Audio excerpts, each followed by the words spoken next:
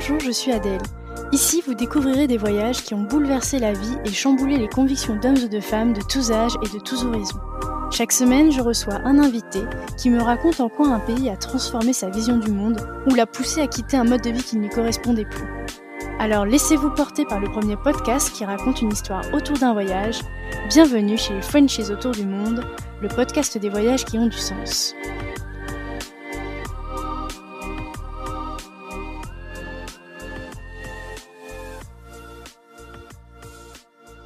Si vous voulez suivre les coulisses du podcast et être informé des dernières nouveautés, n'hésitez pas à vous abonner au compte Instagram et au compte Facebook Frenchies autour du monde. Les liens sont directement dans la description de l'épisode. Le podcast est également diffusé toutes les semaines sur la web radio Allô la planète, le lundi à 20h, le mercredi à 17h et le dimanche à 10h.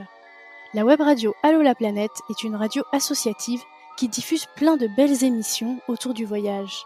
Je vous souhaite une belle découverte sur allolaplanète.fr.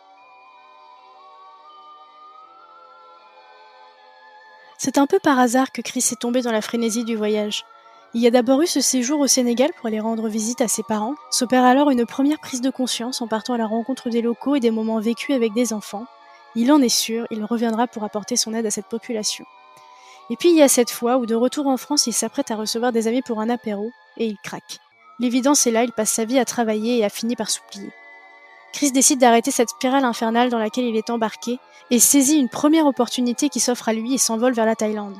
Son goût pour le voyage se réveille, mais aussi son envie de rencontre et d'aider. Il en est sûr, il y a quelque chose à faire pour donner du sens à ses voyages. Il vendra finalement son restaurant, puis s'achètera un van qu'il aménagera de A à Z, puis partira faire un tour d'Europe. Chris a toujours gardé le Sénégal dans un coin de sa tête et chemine alors doucement vers la création de ce collectif, le collectif Van Life Care. Chris organise une grande collecte de jouets dans toute la France avec son van, puis rejoint le Sénégal avec d'autres van lifers pour les offrir aux enfants sénégalais. L'histoire de Chris, c'est une quête de soi, mais aussi une quête de sens à ce qu'il fait, qu'il a fini par trouver en conciliant voyage et bénévolat.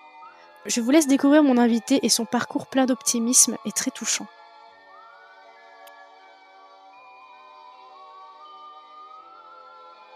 Salut Chris! Salut Adèle. Bienvenue dans le podcast. Merci pour ton invitation.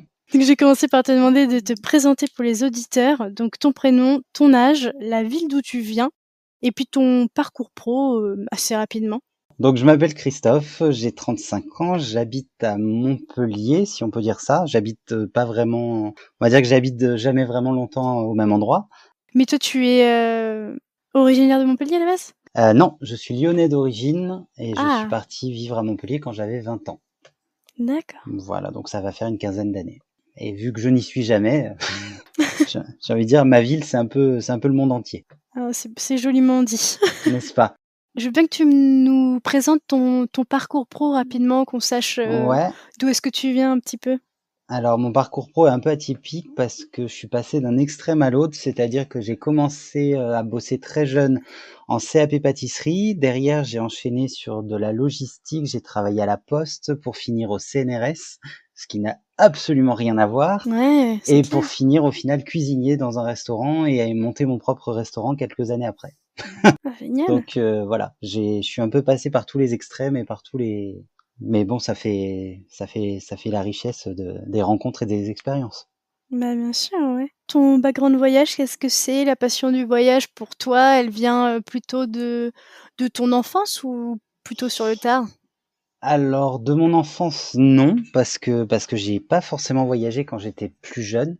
On avait une famille très classique, on venait tous les étés au même endroit, dans la même Ah! maison. Enfin, voilà, c'était c'était limite avec le recul, je me dis qu'est-ce qu'on avait une vie chiante.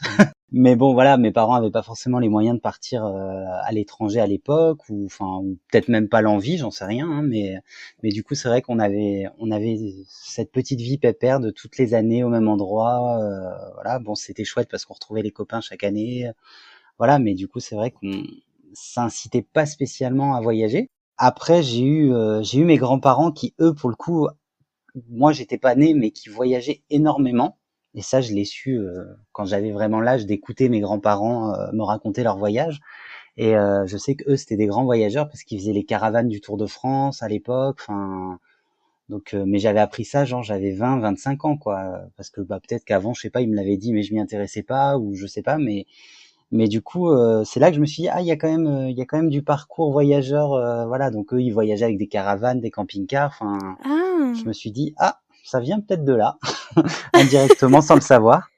Mais non, moi c'est venu très très tard. Mon premier vrai voyage, je l'ai fait avec mes parents à 16 ans, je crois, ou 15 ans. C'était pour l'année 2000. Oui, bah c'est ça, 15 ans. On avait passé le jour de l'an de l'année 2000 aux États-Unis, en Floride. Donc c'était mon premier grand voyage à l'étranger, la première fois que je prenais l'avion.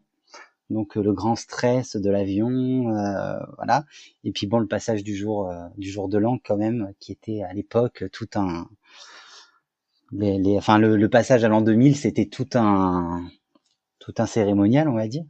Mais Ouais. bon, après c'est pas un voyage qui m'a spécialement marqué dans le sens que j'avais 15 ans. J'étais un ado assez complexé, assez caractériel, donc j'étais plus en mode ado rebelle. Dès qu'on allait visiter un truc, ouais, je m'en fous, ça m'intéresse pas. Enfin, j'étais pas franchement le L'ado candidat idéal au typique. voyage. Voilà, c'est ça, l'ado à baffer surtout. Mais après, j'en garde quand même des très bons souvenirs. Mais c'est vrai que j'en ai pas profité comme j'en aurais profité si j'y étais allé aujourd'hui, c'est certain. Ah oui, Mais c'est bon, clair. sans regret. Et donc moi après c'est venu beaucoup plus tard parce que bah comme je le disais j'ai commencé à bosser très jeune et du coup mon premier vrai voyage solo je pense que je devais avoir à peu près 25 ans donc bien une dizaine d'années après et c'était en Grèce. Voilà, j'étais parti en Grèce avec mon ex de Et alors l'époque. du coup, comme le voyage, c'était pas vraiment, bah, un truc, auquel tu t'intéressais, pourquoi est-ce que tu es parti en Grèce? Enfin, qu'est-ce qui a Bah fait que tu parce t'es dit: que «Tiens, je vais pour aller en la Grèce»? première fois j'avais des vacances. Je bossais vraiment énormément, enfin, et puis le fait de changer énormément de boulot, eh ben, j'avais pas forcément tout le temps les vacances qui allaient avec, et que même quand j'en avais un petit peu, bah, je restais dans ma ville, voilà, je Puis profitais tu en un peu profitais peut-être pour te de, reposer du coup? oui aussi, voilà, et puis bon après à 20 ans, on n'a pas besoin de se reposer, on est frais tous les matins, mais non, je sais pas, c'était vraiment pas une envie spécialement de partir. Et donc pourquoi la Grèce? Bah, parce que mon ex de l'époque avait envie d'aller en Grèce et que j'avais dit: «Tiens, c'est un pays qui m'attire, pourquoi pas?» Et puis voilà. Et ça m'avait beaucoup plu et c'est là qu'avait commencé un peu cette passion de, alors pas forcément du voyage dans un premier temps, mais la passion déjà de prendre des photos de voyage. C'est-à-dire, commencer à faire des belles photos de jolis endroits, Ah de ouais, machins, et puis commencer à poster un peu sur les réseaux sociaux en racontant un petit peu l'histoire de la ville, le machin, le truc. Et c'est vrai que ce donc côté-là a c'est commencé là que un tu peu là. commences à te mettre sur Instagram? Non, ça c'est venu beaucoup plus tard. Ah! Non, non, à ce moment-là, c'était juste Facebook, voilà, les réseaux sociaux que je partageais avec mes amis, Ouais. voilà, petite communauté restreinte, dans un premier temps. Non, Instagram est venu beaucoup, beaucoup plus tard. Instagram est venu en 2000, alors que je dise pas de bêtises, en 2016. Bon ça on va Oui, revenir dessus, hein. À ton retour du coup de Grèce, donc tu as fait ouais, plein de photos, tu as découvert, voilà un pays sympa. C'est là que tu voilà. te dis: «Allez, il faudrait que je m'accorde un petit peu plus de temps pour partir explorer, d'autres endroits du monde»? C'est ça, sauf que, bah, toujours pareil, j'avais d'autres projets professionnels aussi et que je me suis dit: «Bon, bah». Alors je suis retourné quelques mois après sur Barcelone. Bon, étant du sud de la France, c'était pas un périple monstrueux, hein. Barcelone, c'est à 3 heures de Montpellier. Donc, mais voilà, j'ai refait ce petit voyage et en fait, suite à ce voyage, déjà à l'époque avec mon ex, on s'est séparés. Et puis voilà, c'était pas, enfin, je me disais: «J'aime voyager, mais il faut quand même que je me concentre sur mes projets pro». Et donc, bah, j'ai recommencé de nouveau à bosser dans autre chose et puis, bah, de nouveau plus de vacances, plus de machin et on va dire un petit stand-by encore sur ce côté voyage. D'accord, ouais. Donc finalement, quand est-ce que tu as fait ton premier grand voyage, Alors c'est arrivé quelques années après en fait, mes parents sont partis vivre au Sénégal. Ils ont pris une année sabbatique et sont partis vivre au Sénégal et Génial! ouais, ouais, ouais, c'était super pour eux et en fait à ce moment-là, ma mère, l'Afrique ne m'attirait mais absolument pas.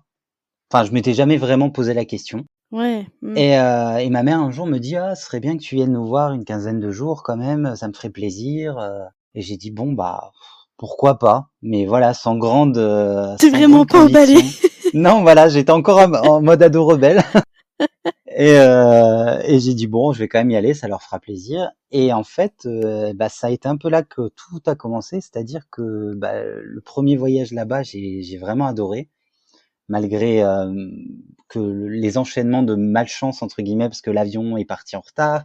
Arrivé sur Dakar, il y avait des grèves d'avion pour rejoindre là où étaient mes parents, donc je suis resté bloqué 48 heures dans l'aéroport. Ah Donc ça ouais. démarrait mal pour un premier voyage. Tu te dis dans quoi est-ce que je me suis embarquée, quoi. Ouais, c'est ça. Dakar était en pénurie d'eau. Enfin, c'était pas du tout idéal pour un premier voyage. Mais bon, voilà, ça faisait partie du folklore. Mais le charme a quand même opéré finalement. Ouais, pas au début. Au début, Ouais, j'avais plus envie de faire demi-tour, hein. Mais ouais. oui, le charme a très vite opéré dès que je suis arrivé là-bas parce que j'ai découvert vraiment un endroit magnifique. Et c'est un peu de là que c'est parti parce qu'en partant de là-bas, j'ai pas arrêté de pleurer dans l'avion tellement que ça m'avait bouleversé comme voyage. Et pourquoi ça t'a bouleversée? Ah, tous les gens, l'ambiance, la pauvreté malgré tout, parce qu'on y était quand même confronté régulièrement pendant des excursions ou autres. Et c'était quoi l'ambiance? Oui, ce climat un peu on voyait beaucoup de misère, c'est-à-dire notamment au niveau des enfants. Moi, je me rappellerai toujours de cette anecdote. C'est un petit garçon. On a visité une île et quand on est arrivé sur l'île, beaucoup d'enfants sont venus nous tenir la main pour se balader sur l'île avec nous et tout ça, ce qui se fait beaucoup au Sénégal. Et en fait, Ouais. je me rappellerai toujours ce petit garçon qui devait avoir, je sais pas, 3, 4 ans et qui m'a tenu la main pendant vraiment 1 heure et demie pendant qu'on s'est baladé sur l'île. Et, Oh. euh, et à la fin, m'a tendu les bras en me disant, s'il te plaît, emmène-moi avec toi. Et je me rappelle, ça m'avait bouleversé. J'en ai pleuré dans la pirogue en retour. Enfin, c'était, voilà. Et je me suis dit à ce moment-là, il faut que je fasse quelque chose, pas pour ce garçon spécialement, mais on sentait qu'il y avait des besoins pour ces enfants, on sentait qu'ils avaient rien et je me suis dit il faut que j'essaye de faire quelque chose la prochaine fois que je viens. Donc déjà à ce moment-là dans ma tête, je savais que j'allais revenir. Ah ouais, parce que oui, c'est vrai que la première fois, tu savais pas du tout à quoi Ah t'attendre. bah Tu non, venu du les mains tout. dans les poches pour venir voir tes parents, quoi. Voilà, et pour être très honnête, mes parents à ce moment-là m'avaient dit bon écoute, tu as une valise de supplémentaire, ça faisait 5, 6 mois qu'ils étaient là-bas. Ils m'ont dit on a envie de charcuterie, de fromage. Ah bah Donc oui. Mmh. cette valise-là, il faut que tu la charges de trucs français entre guillemets parce qu'on est en manque de nourriture française. Mais donc non, moi à ce moment-là, loin de l'idée d'amener des cadeaux, des jouets, des machins, parce que pour moi c'était un pays pauvre certes, mais je ne savais pas à quoi m'attendre. Mais du coup, tu t'imaginais rien par rapport à l'Afrique? Enfin, aux pays d'Afrique? Comment est-ce que tu voyais les pays d'Afrique avant d'arriver au Sénégal? Je voyais ça comme des pays un peu, ouais, des pays pauvres, mais sans être non plus à l'agonie. En fait, je voyais ça comme un truc très tropical en fait. J'avais une vision peut-être plus luxuriante dans le sens que les belles plages, les machins, et j'imaginais moins le côté plus dans les terres de la pauvreté et tout ça. Mmh. Enfin, du moins en ce qui concerne le Sénégal, parce qu'après il y a des pays d'Afrique qui sont encore plus pauvres et voilà. Mais pour le Sénégal, je voyais un truc très pas riche, mais ouais très. Déjà il y a beaucoup de blancs qui y vont, donc je me disais bon s'il y a énormément de Français, c'est que du coup par la force des choses c'est un peu riche, c'est un peu machin, et en fait pas du tout. J'étais complètement à côté de la plaque, mais j'étais jeune. Ouais. Pour ma défense, Oui, j'étais oui, jeune. bien sûr. Non, non, mais il y a pas de jugement, juste pour savoir qu'est-ce que tu t'attendais à trouver, quoi, à voir quand Puis tu j'étais allais peut-être, arriver. je pense que je n'étais pas assez curieux à l'époque, parce que j'avais pas Mmh. encore cette âme de curieux voyageur. Voilà, aujourd'hui, ça n'arriverait plus ce genre d'ignorance parce que quand je vais dans un endroit, je me renseigne énormément avant. Ouais. Mmh. Alors que là, non, je m'étais dit, bon, je me laisse porter, ils sont là-bas de toute façon. Je pense que mes parents n'auraient pas été sur place, effectivement, je me serais documenté un peu plus sur l'endroit. Là, eux, ils étaient sur place, du coup, je me suis dit, je me laisserai porter par les événements et Donc en gros, tu rentres, du Sénégal, tu te dis: «Il va falloir que voilà, je retourne», tu réfléchis à des choses et voilà. en parallèle, j'ai l'impression aussi du coup que tu décides de faire aussi, d'autres voyages grâce à ça? Ouais, toujours pareil, le problème, c'est que je travaillais énormément.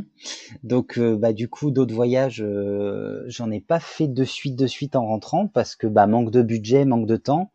Et je me suis dit, en tout cas, je veux retourner là-bas l'année prochaine. Donc déjà, mon objectif voyage à ce moment-là, c'était d'y retourner. Mmh. Voilà, c'était pas de découvrir ailleurs, c'était vraiment de retourner là-bas. Et donc, ce que j'ai fait pendant 4 ans, j'y suis retourné chaque année. Donc tu prenais l'avion tu logeais chez tes parents et tu aidais comme tu pouvais, c'est ça? Voilà, les premières années, j'essayais essentiellement d'amener, dans mes valises des fournitures scolaires, du matériel scolaire, des petites peluches, enfin tout ce qui pouvait être léger et transportable facilement. Donc moi, par la force des choses, je m'allégeais vachement en bagage pour pouvoir justement prendre le maximum de choses. Ça restait relativement très très peu par rapport à ce que je voudrais faire. Mmh. Mais bon, voilà, chaque année, je me disais, j'amènerai plus tard, et puis voilà, et puis c'est ce qui est arrivé un peu plus tard. Tu as voyagé pendant 4 ans, au Sénégal, à chaque fois tu revenais un petit peu, et cetera. Voilà, après Et j'ai fait des petits quand est-ce trucs que à côté, tu mais décides vraiment de dire stop à ta vie, actuelle? Et dans quel contexte tu étais d'ailleurs, au moment où tu décides de tout quitter? du coup, ouais, donc après ces 4 années, c'est vrai que je bossais énormément. Mon seul voyage de l'année, c'était vraiment d'aller 15 jours au Sénégal, mais c'était trop peu. Et c'est un peu là que donc à ce moment-là, j'avais mon restaurant. Et en fait, il y a eu un déclic qui s'est fait un jour où j'ai invité des amis à manger à la maison, très bêtement. Et en fait, j'ai voulu faire un apéro dînatoire et je me suis rendu compte qu'en fait, qu'en 3 ans, donc ça faisait 3 ans que j'avais mon restaurant, et je me suis rendu compte qu'en 3 ans, j'avais encore plein de choses, notamment d'apéro, de machin, qui n'étaient même pas encore déballées de mes cartons. Et en fait, ça m'a fait comme un électrochoc, c'est-à-dire que je me suis dit, mais ça fait 3 ans que tu vis plus en fait. Je me suis dit, ça fait 3 ans que tu es en train de passer complètement à côté de ta vie et que tu fais rien d'autre que travailler. Alors certes, il faut travailler, mais là, j'étais vraiment devenu un bourreau du travail au point Tu d'en t'oubliais, oublier quoi. tout le reste, quoi. Oui, oui, voilà. Du coup, ça m'a vraiment fait l'électrochoc. Enfin, c'est très bête, hein. J'ai sorti trois coupelles de trucs d'apéro, mais qui étaient encore emballés et ça m'a fait pleurer. C'est très bête, mais voilà, ça m'a vraiment fait le choc. Je me suis dit, mais putain, qu'est-ce que tu fais de ta vie en ce moment? Bah, plus rien. Et je me Mmh. suis dit, faut que ça change parce que c'est pas moi. Et j'avais cette envie de voyager qui était de plus en plus présente. Et je me suis dit, voilà, il faut que je m'écoute un peu plus et que je laisse peut-être un peu plus de côté le côté professionnel parce que voilà, sinon, demain, je vais passer à côté de ma vie et je vais le regretter. Mmh. Ça faisait plusieurs années que j'avais en tête ce délire de camping-car. Alors, je ne sais pas pourquoi. Est-ce que c'est lié à mes grands-parents dans le passé ou je sais pas, un truc d'enfance qui a dû, je sais pas, j'ai dû fantasmer sur un camping-car quand j'étais petit parce qu'avec mes parents on partait toujours au même endroit et que du coup, je sais pas, j'avais peut-être envie de quelque chose d'autre. Mais je me suis toujours dit, tiens, un jour j'achèterai un camping-car pour parcourir la France. Alors pourquoi la France et pas l'étranger, je ne sais pas non plus. Et puis là, je me suis dit, bah voilà, peut-être que mon envie de camping-car aujourd'hui, elle aurait du sens. Et c'est là que j'ai commencé à me documenter un peu, à regarder un peu tout ce qui était van life et tout ça, parce que à l'époque, c'était pas encore la folie comme ça peut l'être aujourd'hui. En fait, j'étais surpris de trouver autant d'informations sur la van life et autant de gens qui en faisaient, parce que moi, je pensais que c'était un truc que quelques hippies faisaient comme ça. Des hippies. Enfin, ouais, non, mais c'est l'image qu'on en a bêtement presque. Enfin, on se dit, c'est pas fait pour. Enfin, les gens vont me prendre pour un hippie ou pour un machin, et en fait, en cherchant, je voyais que c'était des gens tout à fait normaux, et puis petit à petit, je me disais, et puis en fait, ce que les autres vont penser, je m'en fous en fait. J'ai juste envie de le faire, et puis voilà. Et où est-ce que tu as trouvé les infos? C'était des sites ou sur les réseaux sociaux? Ouais, à ce moment-là, je venais de me mettre un petit peu sur Instagram et du coup, ouais, c'était des infos sur Instagram. Je cherchais Van Life, donc je tombais sur des comptes. Ouais, sur des comptes Je sais aussi, pas si ouais. j'ai le droit de citer les comptes, mais Ah si, vas-y.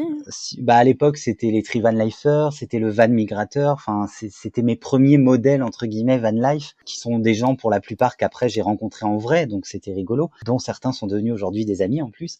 Mais voilà, c'était vraiment cet aspect de l'inconnu que je découvrais à travers les comptes de ces gens. Et en fait, je me disais, mais ils ont l'air vachement heureux. Et du coup, je me disais, mais si eux, ils le sont, enfin, je peux l'être aussi. Pourquoi ne pas faire la même chose? Et pour moi, le côté van life, c'était vraiment le fait de pouvoir voyager tout en transportant mes affaires, entre guillemets, parce qu'après, en van life, on devient quand même minimaliste. Donc, les affaires, on en a de moins en moins. Mais mon idée Mmh. à moi, c'était surtout de pouvoir voyager avec mes animaux, parce que j'avais des chats, voilà. Et D'accord. que pour moi, c'était inconcevable de partir en voyage sans eux. Donc toi, c'était pas vraiment tes meubles, Non, tout ça, c'était tes non, chats? non, non, ça, je m'en foutais royalement. Ouais. Sauf que je me suis vite confronté au problème de, oh, un van c'est beau, mais un van c'est cher. Ah ouais. Donc là, il a fallu me dire, bon, j'ai ça de budget, il va falloir travailler encore un petit peu pour y arriver. Donc du coup, je suis reparti au Sénégal encore une fois. Et c'est là qu'en fait j'ai vendu le restaurant. Je suis parti au Sénégal pendant 1 mois et demi. Donc déjà beaucoup plus longtemps, ce qui m'a permis sur place de faire pas mal de petits projets humanitaires. Je suis allé aider dans une école, je suis allé aider dans un centre médical. Enfin, j'ai pu aider dans des petits endroits à l'époque de façon bénévole comme ça. Et ça a créé aussi ce côté, je me suis dit, putain, c'est bien parce que tu peux aussi voyager et en même temps aider les gens de façon un peu plus soutenue, pas juste apporter 3 cahiers, 3 stylos. Ouais, bien sûr. Donc je suis rentré du Sénégal, j'ai finalisé la vente de mon resto qui était encore en cours. Et de là, je me suis retrouvé dans un espèce de gros blackout, c'est-à-dire que je ne savais plus quoi faire. C'est-à-dire que le resto était vendu, j'étais libre, mais j'avais pas forcément les sous pour partir en van life tout de suite. Et je me suis dit, bon, il faut faire quelque chose. Et ben, en fait, le quelque chose en question, ça a été que le hasard de la vie a fait que j'ai un ami qui partait en Thaïlande à ce moment-là et qui m'a dit, écoute, on cherche quelqu'un pour... Donc, il partait avec une association, pardon, faire à la fois du voyage et de l'humanitaire. Et il m'a dit, quelqu'un vient de se désister, est-ce que ça te dit de partir? À savoir que j'avais 5 jours pour me décider et pour prendre tous mes bagages. Et du coup, j'ai fait ouais, bah oui. En fait, c'était le truc qui arrivait au moment du trou noir entre guillemets et qui allait me sortir la tête de l'eau. Et puis toi, l'humanitaire, en plus, Bah voilà, ça avait tu du commençais à y sens. prendre un petit peu goût. Exactement. Ouais, Donc pour moi, ça avait du sens et j'ai dit bah c'est c'est ça. un signe. Ça arrive pile au moment où je sais plus quoi faire. Ce truc arrive là et il faut que je le saisisse. C'est maintenant ou jamais. Et voilà, je me suis dit bon ok, 5 jours pour préparer les affaires, ça va être chaud, mais c'est pas grave, on s'organise. Donc je suis parti acheter le sac à dos pour partir. J'ai eu la chance à ce moment-là d'être en colocation depuis peu de temps avec une amie qui était en galère. Et du coup, je lui ai dit écoute, je te laisse mon appart, tu gères pendant 3 mois et quand je reviens, on verra la suite. Donc j'étais un coloc sympa, hein, je payais le loyer, mais j'étais pas là. Bah, je vois ça, ouais. Dis donc. Et du coup, je suis parti vraiment du jour au lendemain. Et donc, ça a été un voyage qui a duré 3 mois, un petit peu moins, 9 semaines exactement, je crois. Et là, ça m'a vraiment donné goût au voyage. C'est-à-dire que pendant 2 mois et demi, 3 mois, on a voyagé dans toute la Thaïlande en sac à dos et je me suis dit, voilà, maintenant, c'est ça que je veux faire. Je veux voyager, je veux aider les gens, je veux bouger, je veux découvrir d'autres continents, d'autres cultures, voilà. Et donc, je suis rentré de ce voyage. À ce moment-là, quelqu'un que je connaissais cherchait un cuistot. Donc, j'ai dit, bah, j'ai toujours mon projet de van en tête. J'ai besoin d'argent. Elle cherche un cuistot pour la saison. Allez, on y va. Donc, je suis rentré de Thaïlande le 8 mai. J'ai commencé à bosser le 9. Donc, ça a Ah été oui, vraiment, oui, c'était vraiment, elle sans m'attendait, quoi. transition. J'avais un boulot, j'avais possibilité d'avoir l'argent nécessaire pour acheter le van. Et donc, bah, j'ai fait cette saison-là. Le van, je trouvais pas forcément ce que je cherchais à l'époque. J'étais encore Ah oui. indécis sur le modèle, sur ce que je veux. Est-ce que je veux un van, un camping-car? Ouais. Est-ce que je l'aménage? Est-ce que je le prends tout prêt? Enfin, c'était Mais toujours oui. beaucoup de questionnements, hein. C'était la trentaine. Je pense que c'était les alentours de la trentaine. Ça devait me titiller et je me posais beaucoup de questions. Du coup, j'ai pas acheté le van tout de suite. J'ai continué à voyager. Donc, je suis parti dès la fin de la saison. Je suis parti au Portugal une semaine. Je suis parti en Espagne une semaine. Ensuite, je suis allé à New York, à Montréal. Donc là, tu te lâches, quoi, niveau Ouais, voyage. mais là c'était purement voyage par contre. Bah, de toute Voilà, façon, New c'est ça. York et Montréal, de l'humanitaire, je sais pas trop ce que j'aurais pu faire à part donner à manger à un écureuil ou à une Ouais. mouette. Voilà, j'aurais pas fait grand-chose de mieux. Mmh. Bon, j'ai rendu service. J'ai vidé les restaurants canadiens de leur poutine. Je leur ai vidé leur stock. Donc je leur rendais service.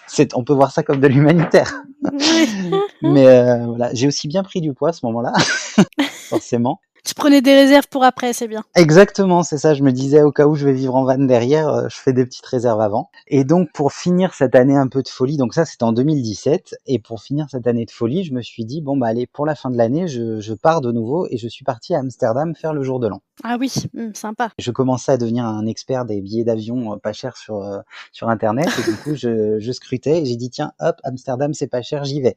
Voilà. Mmh. Dans ma tête, je ne pouvais pas concevoir que cette année se finisse en France. Je me suis dit, voilà, Donc que voyage, solo à chaque fois? pour la plupart, ouais.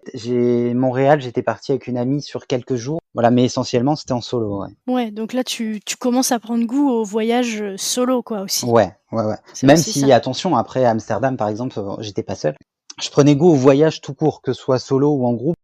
Je préfère le côté solo dans le sens que bah tu peux gérer ton temps comme tu veux et tout Bah, ça. c'est ça. Mais après j'ai fait voyage en couple aussi. Enfin voilà, j'ai Mmh. forcément, je ne suis pas non plus une ermite qui voyage seule et qui déteste voir des gens. Non non, À part ses chats, bien sûr. j'ai eu une vie sociale quand même à côté du voyage. Non, je te demande parce que j'ai quand même aussi des invités qui me disent que pour eux, le vrai voyage, c'est le voyage seul. Donc c'est pour ça, je te demande. Je vais être honnête, pour moi c'est pas la même façon de voyager. Mais pour les deux Ouais. ne sont pas incompatibles. Mais seul, on est plus ouvert aux rencontres, je pense.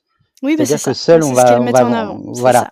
Mais ça, je suis complètement d'accord. De la même façon que la vie, enfin, le voyage en sac à dos et le voyage en van, c'est deux choses complètement différentes Oui, aussi. bien sûr. Même seul, on n'a pas la même, on rencontre beaucoup plus de monde en voyageant en sac à dos qu'en van. Ah d'accord. À mon niveau, en tout cas, je le ressens plus comme ça parce que Ouais, tu l'as ressenti comme ça. van, on a tendance à s'isoler un petit peu, c'est-à-dire qu'on a notre petite maison et que bah on visite des trucs la journée, mais après dès que c'est fini, on a tendance à s'isoler dans son van. Donc après, effectivement, si tu es sur un endroit où il y a d'autres vannes ou machin, oui, tu vas discuter, tu vas faire des rencontres. Mais c'est vrai que moi, je suis toujours à chercher le petit spot bien calme dans la nature, voilà. Donc forcément, à part faire connaissance avec des écureuils, ça va être limité en interaction sociale. Donc finalement, tu achètes un van Ouais. et là, tu te dis: «Je vais faire un tour d'Europe avec mes chats».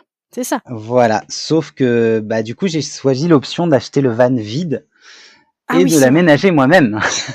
Sauf que j'oublie juste à ce moment-là que je travaille à côté et que ça va juste Ouais. être un calvaire, mais je me suis dit allez c'est pas grave, on le Mais tu fait. te lances dans l'aventure quand même. OK. Voilà, et donc ça a duré 3 mois et demi, 4 mois l'aménagement, donc en même temps que la saison. Du coup j'avais repris la saison dans le restaurant où je bossais l'année d'avant. Mmh. Et voilà, le van était garé juste derrière le restaurant et je sortais du boulot, hop, j'allais aménager, hop, je revenais au boulot, hop, je retournais l'aménager. Enfin, c'était que ça pendant 4 mois et demi. Moi, ce que j'aimerais savoir, c'est que tu me dis que tu voyages avec tes chats. J'aimerais bien Ouais, faire une petite parenthèse juste pour bien savoir sûr. comment on s'organise pour voyager avec des chats. Ça demande beaucoup d'organisation, sachant que je suis le mec le plus désorganisé du monde. Ah! Mais ça demande surtout des compromis. C'est-à-dire que bah, il va falloir toujours faire attention où tu te gares, notamment pour la chaleur, parce que bah, je me gare jamais en plein soleil. Même si le Bien van est sûr. très bien isolé, je limite quand même la casse en me garant toujours à l'ombre. Mais ça peut nécessiter des fois de marcher beaucoup plus, de tourner beaucoup plus pour trouver une place. Enfin, moi, je me rappelle d'une partie de road trip à Séville où j'ai tourné presque 1 heure juste pour trouver une place à l'ombre. Ah ouais. C'est un compromis que je suis obligé de faire parce qu'ils sont dedans et que je veux pas qu'ils se sentent mal. Même si le camion est très bien isolé, il est hors de question qu'en arrivant, ils aient chaud ou qu'ils se sentent pas bien. Après, c'est de l'organisation au quotidien, c'est-à-dire faire attention à bah, quand tu ouvres une porte, toujours faire attention qu'il n'y en ait pas un qui se faufile, qui essaye de sortir. Voilà. Enfin bon, j'ai aussi fait l'aménagement dans ce sens-là, c'est-à-dire que j'ai fait un espèce de sas de l'avant à l'arrière pour justement éviter ce problème-là. C'est-à-dire que généralement je passe à l'avant et je sors par l'avant pour que les chats ne puissent pas se faufiler et partir. Ah ouais. Voilà. Après, ils essayent pas plus que ça avec le temps. Ils s'y sont faits. Enfin, aujourd'hui, Oli a 2 ans. Elle a grandi dans le van parce qu'elle jouait dedans quand je faisais les travaux à l'époque. Pour elle, son van, c'est la maison. Donc, je sais que je peux laisser le van ouvert. Elle va pas spécialement chercher à sortir. Et même si elle sort, elle ira pas bien loin. Ouais, d'accord. Après, ces bébés, bon, ils sont un petit peu plus Après, c'est bébés les habitudes, encore. quoi, qui Voilà. prennent, les chats. Oui, c'est ça. Puis au bout d'un moment, ils comprennent que sortir, c'est interdit. Ouais, ouais. Et puis malgré tout, sortir, c'est de l'inconnu pour eux. Donc même s'ils sortent, ils restent quand même proches de leur maison. Bah ouais, parce qu'en plus, toi, contrairement à un sédentaire, on va dire, tous les jours, tu es dans des nouveaux endroits, donc c'est vrai que pour les Voilà. chats, Pour eux, c'est un endroit nouveau tous les jours aussi. C'est-à-dire que dès qu'ils sortent du camion, c'est jamais le même décor. C'est de l'air, des fois bah de ouais, l'herbe, des fois de la terre, des fois de l'eau. Enfin, ils connaissent pas. Donc du coup, ils sont jamais en mode très confiant quand ils sortent. bien sûr. Et du coup, niveau organisation, qu'est-ce que tu dois absolument emmener, par exemple, comme matériel, les choses auxquelles tu dois, impérativement, penser? Bah, leur passeport déjà, toujours avoir leur passeport. Bon, honnêtement, en 2 ans, on me l'a jamais demandé, hein. Mais voilà, faut être en règle de tout ce qui est vaccin, passeport, tout ça. Mmh. Bah, évidemment des croquettes et de l'eau, hein, il faut qu'ils mangent. Mais après non, moi dans le van, ils ont un petit coin à eux, une petite trappe où ils rentrent à l'intérieur. Leur coin litière est vraiment caché à l'intérieur. Donc ça aussi, c'est agréable pour eux et pour moi, parce que du coup, j'ai pas Bah la ouais, parce litière que en c'est pas plein, c'est ça, voilà, c'est j'ai pas horrible. déjà j'ai pas les odeurs, voilà, mais surtout j'ai pas Oh la là là. litière, j'ai pas la litière dans les pattes sans arrêt à devoir déplacer, à devoir bouger, enfin voilà. Puis le petit gravier, tu sais, qu'ils mettent toujours partout quand ils sortent de la litière, voilà, ça j'ai pas ça du coup. Maintenant, avec le nouvel aménagement, j'ai pas. Mais bon, c'est tellement à côté de ça, c'est tellement de bonheur que Ah voilà, bah oui, c'est trop d'amour. voilà. Donc bon, Mmh, moi avec 4, hein, c'est fois 4 hein, l'amour, mais ouais. Donc tu pars combien de temps en tour d'Europe là? alors j'ai fait un premier tour d'Europe donc de 6 mois. Donc là, j'étais que avec Oli. À ce moment-là, je n'avais Ah! qu'un seul chat avec moi. Donc ça a duré 6 mois. J'ai fait 8 pays, je crois. Je compte la France et le Luxembourg, hein. Donc la France, j'ai fait que la traversée. Le Luxembourg, je suis resté que 2 ou 3 jours. Et donc après, je suis revenu donc en avril. J'ai recommencé de nouveau une saison parce que besoin de sous. Et c'est un peu à ce moment-là qu'avait commencé à germer un petit projet dans ma tête Ah! pour l'Afrique. Dis-nous tout. Voilà. Le fameux projet dont on va parler, aujourd'hui. Voilà. Pendant ce road trip de 6 mois, j'ai quand même réfléchi à la suite, forcément. Et il y avait un projet qui avait commencé à germer dans ma tête en disant, voilà, maintenant, le prochain road trip, j'aimerais partir en Afrique. Donc faire Espagne, Maroc, Mauritanie, Sénégal. Et je me disais, vu étant donné que j'ai un van, que j'ai un grand coffre, que je peux amener plus de choses, voilà, j'aimerais créer vraiment un projet autour de ça. Donc dans un coin de ma tête, ça a commencé à faire son petit truc et je rencontre des vanlifers, donc le van migrateur que j'avais parlé tout à l'heure. Je les rencontre pour ils tournaient à l'époque une vidéo de van tour pour leur compte à eux. Et en fait, en filmant le truc, on parle de projet et je parle pour la première fois de ce projet-là. Et là, ils s'arrêtent tous les deux en mode «Ah, mais c'est génial, on veut venir». Ah! Donc du coup, ils arrêtent de filmer. Enfin, on se met à discuter de ça pendant au moins une demi-heure. Et là, ils me disent mais ouais, on a trop envie de venir, machin, nanana, nanana. Et puis bon, je me dis waouh, ça intéresse d'autres gens.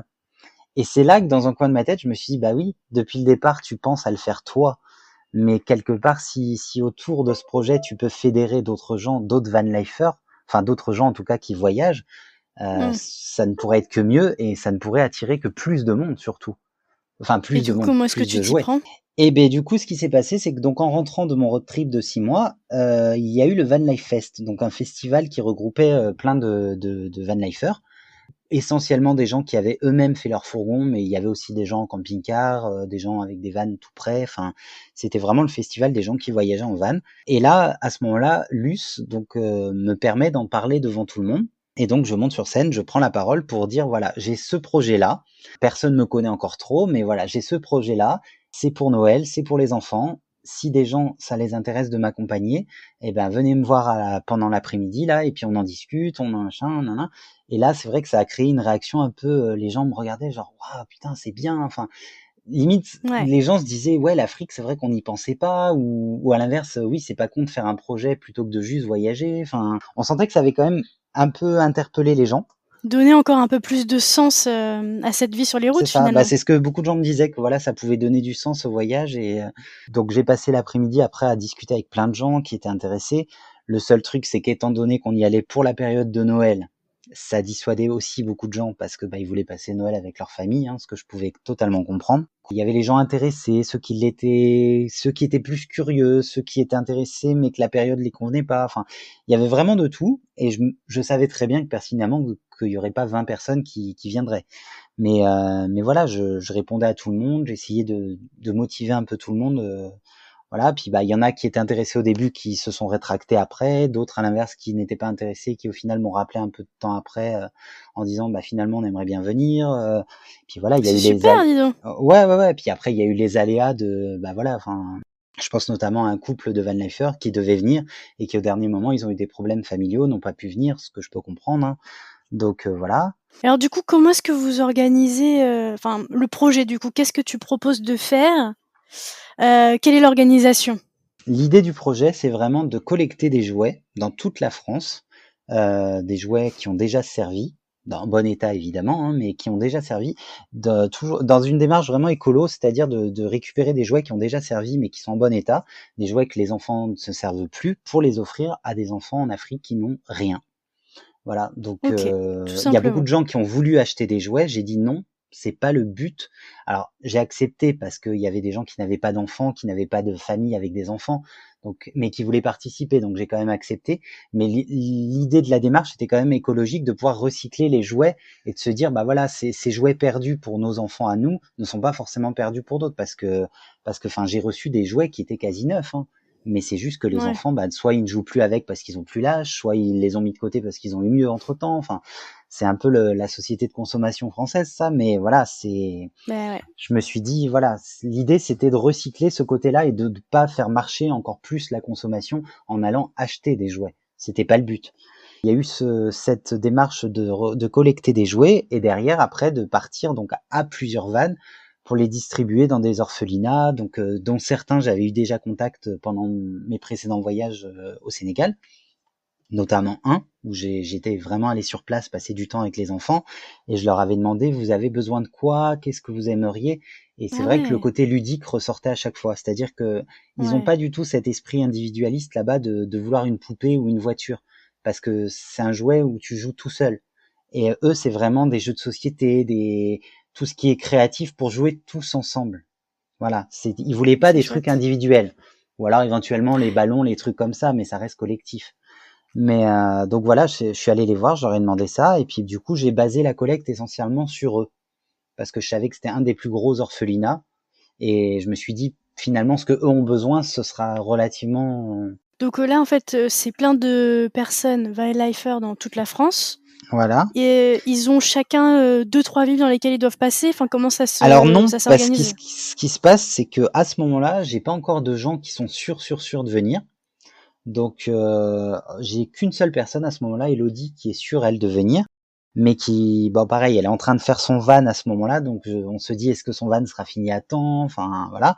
Mais c'est la seule personne qui à ce moment-là était vraiment sûre de venir, et du coup je me suis dit j'ai pas envie de bloquer les choses sans être sûr. Moi dans tous les cas je pars, donc j'ai dit je vais pas attendre avec les autres pour faire la collecte, donc j'ai fait moi-même un itinéraire donc que j'ai publié sur les réseaux sociaux, un itinéraire de comme un Tour de France, hein. J'ai vraiment tracé un itinéraire que Tu j'ai fait mis en combien de ligne. villes? 14 je crois. Ouais, pas mal. Ouais, il faudrait que je compte. J'ai pas l'itinéraire sous les yeux, mais Ça fait combien de jours, du coup, d'itinéraire, ça? 15 jours. OK, donc tu es parti 15 jours, tu fais une petite annonce à chaque fois, Voilà, il y avait les dates planifiées d'avance, ce qui était très dur pour moi parce que comme je disais tout à l'heure, je suis le mec le plus désorganisé du monde. Donc devoir me restreindre à être là tel jour à telle heure tous les jours, machin, c'était super dur. Je Ouais, bah, cache pas ouais. qu'à la fin, c'était une course contre la montre parce que bah il y a des moments où je rencontrais des gens dans certaines villes et du coup bah on discutait longtemps et puis bah du coup je voyais pas l'heure et je prenais du retard. Du coup, je devais speeder pour rattraper le retard derrière. Ah là là. Mais c'était génial. Ça a été 15 jours hyper fatigants parce que je dormais pas beaucoup, pour être honnête. Mmh. Parce que dans quasiment chaque ville, je rencontrais des gens. Alors soit des gens qui me suivaient sur Instagram, que du coup, bah, c'était l'occasion de se rencontrer, Trop cool. soit des amis que je revoyais dans certaines villes, soit des gens, des inconnus qui ont vu le truc passer sur des réseaux sociaux ou autres et qui se sont dit bah tiens, on va aller à sa rencontre. Mais du coup, bah, je rencontrais tellement de monde que bah, au final, je voyais pas le temps passer, quoi. Mmh. Et c'était génial. Enfin, il y en Ouais, avait c'était super absolument riche. partout. Mmh. Le van à la fin ressemblait à un traîneau Ouais, de il Père était plein à Noël. craquer de Ah mais jouets, oui, ouais. je dormais au milieu des jouets. Les derniers jours, c'était vraiment ça, le Père Noël qui s'est endormi sur les jouets. Enfin, Ouais. même les chats jouaient sur les peluches, il leur faisait des câlins. Enfin, Oh. c'était trop mignon. Il était temps que ça s'arrête. Ouais, bah, ouais, et alors? Donc, à la fin de cette collecte, qu'est-ce qui se passe? Comment est-ce que tu t'organises pour partir? Dis-nous tout. J'arrête donc la collecte sur Lyon, où je suis passé voir ma famille. Oui. De là, je pose des jouets chez mes grands-parents parce que le van était vraiment mais plein à craquer. Du coup, je dis à ma grand-mère, écoute, je t'en laisse un peu ici, je reviendrai les chercher dans quelques semaines parce que là, c'est juste plus possible parce que je devais encore collecter après en redescendant sur Montpellier. Je devais faire Avignon, Valence, enfin, et j'avais dit, j'y arriverai pas, il y a plus de place. Mmh. Et du coup, voilà, donc je laisse des jouets chez ma grand-mère, je retourne sur Montpellier après avoir fait les collectes. De là, je pose tout dans un garage. Je retourne quelques semaines après chercher donc les jouets chez ma grand-mère. Et après, donc arrive le moment du départ. Donc là, ce qu'on fait, c'est qu'on se rejoint un matin avec on est parti pour ce projet à 3 vannes, donc 3 vannes et 4 personnes, voilà. Et donc ce jour-là, on se rejoint sur le parking. Donc il manquait une des filles qui partait avec nous, qui elle n'est pas venue pour faire le tri des jouets et tout ça tous ensemble parce que elle a eu des impératifs. Et du coup, on a d'autres vanlifers qui à ce moment-là étaient pas loin et sont venus nous donner un coup de main pour la journée. 2 couples de vanlifers qui sont venus nous donner un coup de main pour trier les jouets. Donc eux, le but c'était juste de venir vous aider à Voilà, trier eux la ils savaient journée. qu'ils Ouais. pouvaient pas venir en Afrique, mais ils ont dit on a envie de participer quand même et de vous aider, donc Trop et cool. franchement ça a été hyper bon enfant, on s'amusait avec les jouets, par moments on faisait des petites pauses à jouer avec les jouets nous-mêmes comme des gosses. Enfin, Mm. c'était très bon enfant et c'était très drôle. Et puis voilà, il y avait vraiment cet aspect communautaire qui était là malgré tout, même s'ils partaient pas avec nous, ils participaient, ils mettaient leur petite pierre C'est ça. à l'édifice et du coup c'était vachement chouette. Et donc le soir on s'est tous réunis, donc on a mangé tous ensemble et puis le lendemain le grand départ est arrivé. On est parti donc direction l'Espagne dans un premier temps. Et l'aller, ce qui s'est passé, c'est qu'on est parti un peu en retard par rapport à ce qui était prévu au départ, parce qu'on devait partir mi-novembre et au final on est parti le 6 décembre. Donc on était un peu en retard. Donc l'idée c'était vraiment d'être là-bas pour Noël. Et du coup à l'aller on a quand même beaucoup roulé, très peu profité au final. C'était le petit côté négatif de la chose, c'est que étant donné qu'on était en retard, il fallait quand même qu'on rattrape le retard. Et du coup c'est vrai que l'aller c'était beaucoup de route et très peu de moments où on profitait vraiment. Mais bon, on se disait c'est pas grave, on profitera au retour. Enfin voilà, il y aura d'autres possibilités. Et donc on a mis 17 jours exactement pour faire Ah ouais, quand même. Montpellier-Sénégal. En Ouais. roulant à peu près cool par moment, des jours un peu plus soutenus. Enfin voilà, après c'était en fonction de chacun. Comment ça se passe à votre arrivée au Sénégal du coup? Qu'est-ce qui est prévu pour enfin, comment est-ce que vous avez prévu d'offrir les cadeaux aux enfants? Alors, ce qui se passe, c'est que là, étant le roi de l'organisation, comme je l'ai dit tout à l'heure, Mmh. j'avais fait ma première boulette. C'est que déjà, je pensais vraiment distribuer tout ça pour Noël. Alors, à savoir qu'au Sénégal, ils sont pas pratiquants, enfin, pour la plupart sont musulmans, et que même les catholiques Ouais, sont du pas coup, ils très font pratiquants pas de Noël, dans le Noël. sens qu'ils ont pas Mmh. forcément les moyens. Et puis Noël, pour eux, ça rime pas avec cadeau. Mais l'idée, c'était d'amener des jouets aux enfants pour Noël. Après, s'ils les avaient pas le jour même de Noël, c'était pas très grave. Mais dans l'esprit, c'était vraiment de vouloir marquer Noël. Et en fait, c'était une très mauvaise idée parce qu'au final, tout était fermé au moment de Noël. C'est-à-dire que les enfants des orphelinats partaient dans des familles d'accueil, les écoles étaient fermées, les garderies étaient fermées, enfin tout était fermé. Donc en fait, on a pu distribuer les jouets seulement que début janvier. Ah ouais. Donc au final, on s'est speedé et tout ça pour pas grand-chose. Et puis Ah le mais fait, oui, du coup, vous auriez pu profiter un peu plus sur la route, c'est ouais. ça. Et puis bon après, ça nous a permis nous de passer Noël là-bas, Du dans coup, des tu as familles. passé Noël avec des inconnus au Voilà, Sénégal? voilà. Mes parents vivaient toujours là-bas, donc du coup, on a Donc tu as quand passé même, ouais, Noël tu avec étais un mes petit peu avec parents, ta voilà. famille? Voilà, eux, ils ont été invités dans ma famille à passer Noël avec nous. Ouais, du coup, ouais, pour pas Et qu'ils se retrouvent tout seuls. oui, non, puis c'était pas l'esprit du départ. Hein. On partait enfin, mes Bien parents sûr. savaient que je venais avec du monde, on était logés là-bas. Enfin, c'était vraiment Trop chouette. l'esprit communautaire. Du coup, voilà, on a fêté Noël le jour de l'an, tranquille, voilà. Et après, on a Mmh. commencé la distribution de cadeaux donc début janvier. Donc, on a commencé d'abord par une petite île, et puis ensuite, après, on est allé dans les orphelinats et tout ça. En fait, il y a eu des grands moments de blanc, c'est-à-dire qu'on a commencé par une petite île. Voilà. Derrière, il n'y a rien eu pendant plusieurs jours parce que les orphelinats n'étaient toujours pas ouverts, les écoles non plus. Donc, on a fait une petite pause. On a commencé donc à aller à l'école. Donc là, on a pu faire des distributions à quelques enfants. De là, on a commencé aussi à donner des cours de soutien aux enfants à l'école. Super. Ouais, Et ouais, c'était ouais. En prévu fait, ça aussi de faire ça ou pas du c'est tout. les Alors, opportunités l'école était prévue. Moi, j'avais un contact à l'école qui m'avait dit vous passerez à l'école, vous donnerez des cours aux enfants. Et en fait, ce qui s'est passé, c'est que Elodie, donc la deuxième Van Oui. Leife qui était restée avec moi, avait pris contact avec une association qui était sur place, qui s'appelle Casama Santé. Et en fait, elle avait pris contact avec eux en amont. Et en fait, en arrivant à Casama Santé, donc on leur a proposé notre aide. Donc c'est ce qu'on a fait par la suite. Hein. Et en fait, une des dames qui travaillait à Casama Santé nous a dit allez voir la directrice de l'école, elle y est là. Et en fait, il se trouve que cette directrice de l'école était la dame que je devais rencontrer quelques jours après, mais sans le savoir. En fait, on m'avait juste dit il faut aller dans telle école et tu demandes à telle personne. Et en fait, le hasard a fait qu'on l'a rencontrée plus tôt que prévu. Et du coup, qu'on a proposé notre aide à la fois pour Casama Santé et à la fois pour l'école. Je sais plus si tu l'as dit au début, mais je voulais savoir, tu avais prévu de rester combien de temps? On s'était dit un mois et demi à peu près. OK. Du coup, on s'était dit, voilà, le temps de distribuer tous les jouets à tous les endroits et de pouvoir justement faire un peu d'aide sur place. Donc voilà, grâce à Elodie, du coup, il y a eu le centre de santé et que je ne connaissais pas pour le coup. Bah ouais. J'avais aidé dans un centre de santé 2 ans avant, mais c'était un dispensaire, mais je ne connaissais pas ce centre de santé-là. Donc on a fait énormément de choses avec eux, notamment bah, on faisait les soins des enfants qui venaient, on mesurait, on leur faisait vérifier leur vision, on prenait leur poids, leur taille. Enfin, c'était très drôle à faire parce qu'on était un peu des petits médecins en herbe le temps d'une journée, quoi. Et C'est c'était super vrai, sympa ouais. à faire. Après, à l'école, bah, on se transformait en petits professeurs. Alors, c'était des cours de soutien essentiellement de lecture, Ah voilà, et OK. de un petit peu de mathématiques, mais c'était surtout tout ce qui était lecture parce qu'ils avaient des grosses lacunes en lecture et voilà. Et donc, on a fait ça pendant 1 mois et demi. Et toi, du coup, sur, tes réseaux sociaux, tu mettais en avant, ce que tu faisais au Sénégal et cetera? Enfin, en gros, c'était vraiment, tu te servais de tes réseaux sociaux pour faire cette communication donc autour du collectif Van Life Care et autour des actions que tu menais au Sénégal?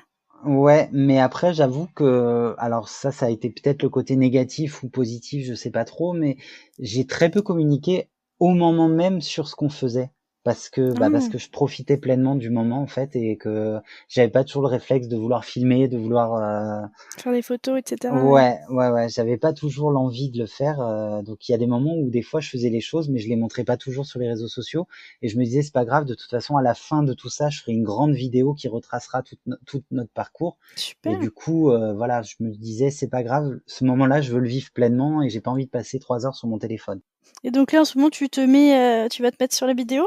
J'essaye de m'y mettre, j'ai profité Ouais. du confinement, j'ai fait le générique, c'est déjà pas mal. Ah, super! Mais ouais, non, non, j'aimerais m'y mettre. Je vais essayer là de m'y mettre un peu plus là dans les prochaines semaines.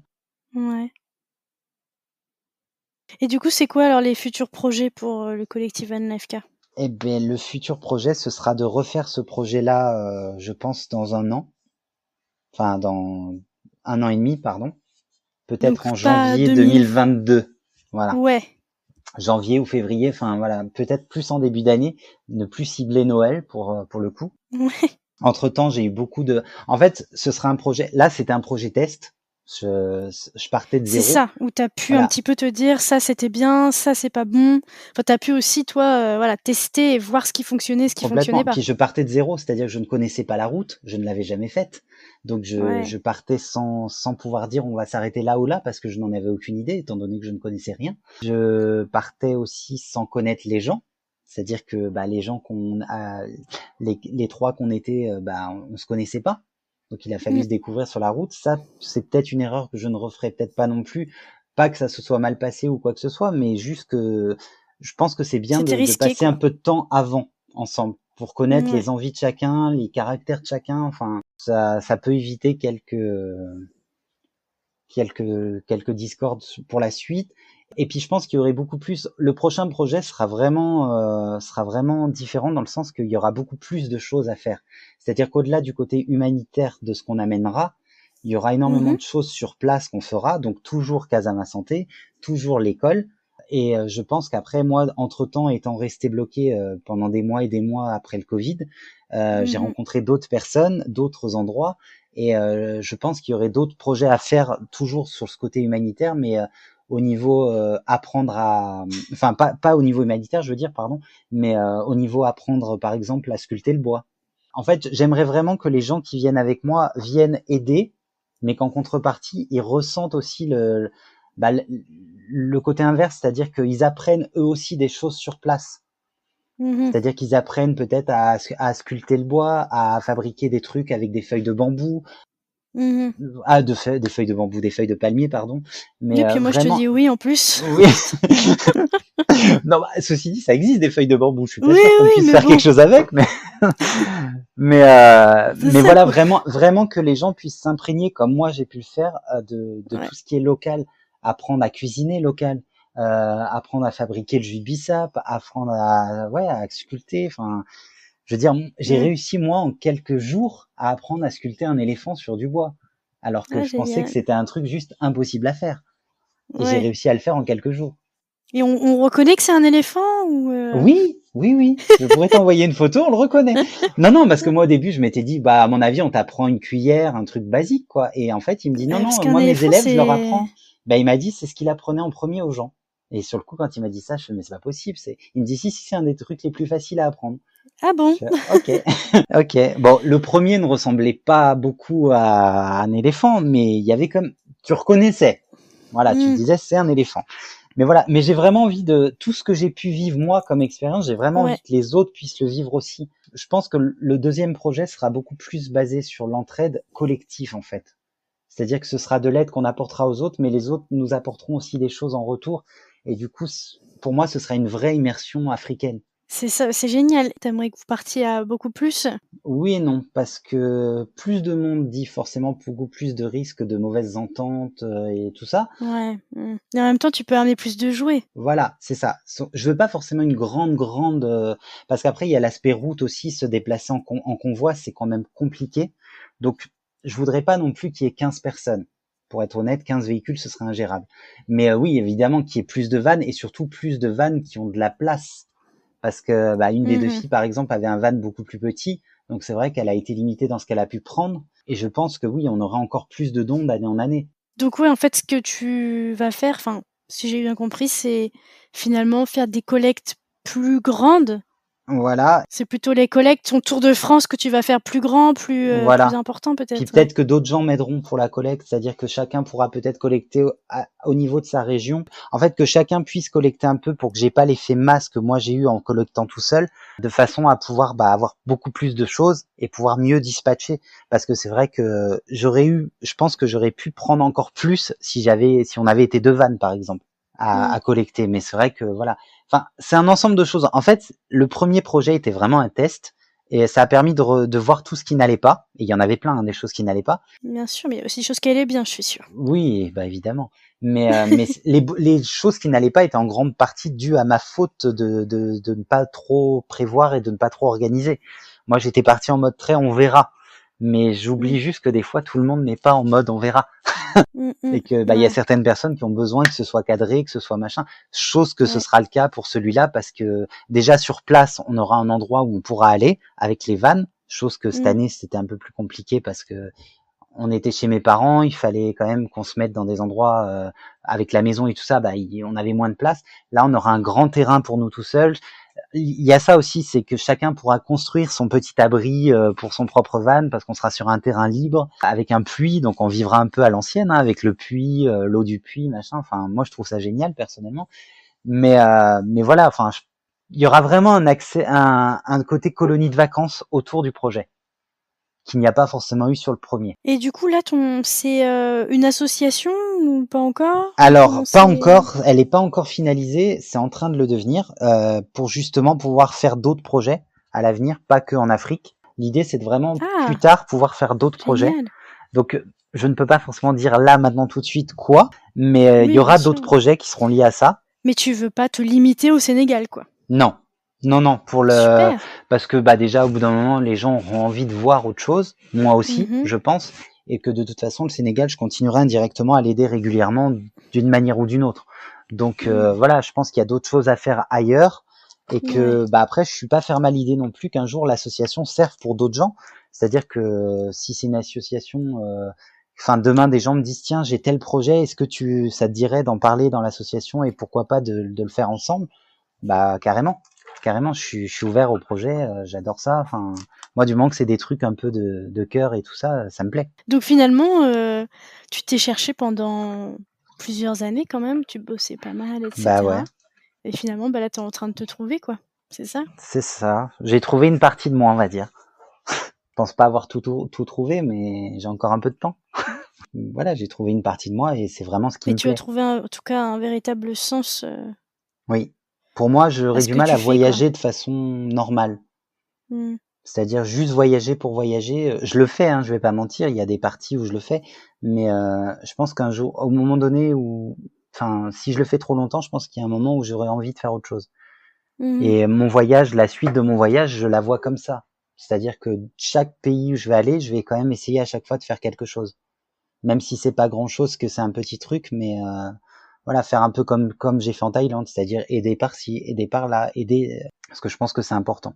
Qu'est-ce que ça t'apporte de venir en aide comme ça à des Ça populations dans le m'apporte plein de besoin? choses. Déjà, enfin, ça donne du sens à ne pas faire quelque chose égoïstement, parce que voyager, c'est pas égoïste de voyager en soi, mais je me dis si tu peux, on n'a pas tous la chance de pouvoir voyager, on n'a pas tous la chance de pouvoir faire ce que je fais, et que du coup, je me dis en faisant ce que je fais, ça permet d'apporter aux autres des choses, et moi ça m'apporte Mmh. beaucoup parce que je rencontre énormément de gens, de cultures, d'horizons différents, et ça apporte une richesse énorme c'est des gens que je rencontrerais peut-être pas si je ne le faisais pas dans ce sens-là. Écoute, je vais te proposer de conclure cet épisode en disant quelques petits mots aux personnes qui n'osent pas forcément, se lancer dans des projets, de bénévolat ou alors, Écoute, si je peux donner un conseil, ce serait, je pense que si des gens n'osent pas, ou en tout cas qui ne savent pas trop comment faire, il faut toujours se oui, c'est renseigner. ça. Il y a toujours il y a toujours plein de choses à faire pour aider les gens. Ça peut être du babysitting dans une famille étrangère, à un centre pour animaux, une SPA à l'étranger. Enfin, il y a toujours moyen d'aider dans tous les pays. Alors après, comme je disais tout à l'heure, oui, non, New York, Montréal, des grands pays comme ça, et encore, peut-être qu'il y a même moyen. Mais je pense que n'importe quel pays dans lequel on va, c'est quand même bien d'aider, parce que déjà, ça nous permet de s'imprégner vraiment de la culture du pays, et de rencontrer des gens qu'on ne rencontrerait pas en voyageant juste simplement. Donc, Ouais. moi, si j'ai un conseil à donner, c'est voilà, essayer de vraiment de s'intéresser à ce qui se fait dans les pays. Il y a beaucoup de sites pour ça. Et si des personnes qui nous écoutent ont envie de découvrir, Van Life Cure, où est-ce qu'ils vont? Sur ma page Instagram, essentiellement, le French Chris pour l'instant. J'ai pas encore créé de page Van Life Cure. Il y en aura certainement une qui viendra plus tard quand l'association sera finie d'être créée. Mais essentiellement, pour l'instant, s'adresser à moi, donc soit via Instagram, soit via YouTube. Pour l'instant, il n'y a pas grand-chose sur YouTube. Mais voilà, de pas hésiter à me contacter, ou même s'ils veulent des questions ou pour des renseignements sur comment aider, sur comment, ou tout Ouais. simplement pour aller au Sénégal aussi. OK. Écoute, merci beaucoup Chris de m'avoir accordé un petit peu de ton temps pour répondre à mes questions. Merci à toi de l'avoir fait. Et puis voilà, j'aime beaucoup ton compte, donc c'était un réel plaisir d'y Merci. participer. Super, ça me fait très plaisir de t'avoir en tout cas. À très bientôt. Merci. Salut!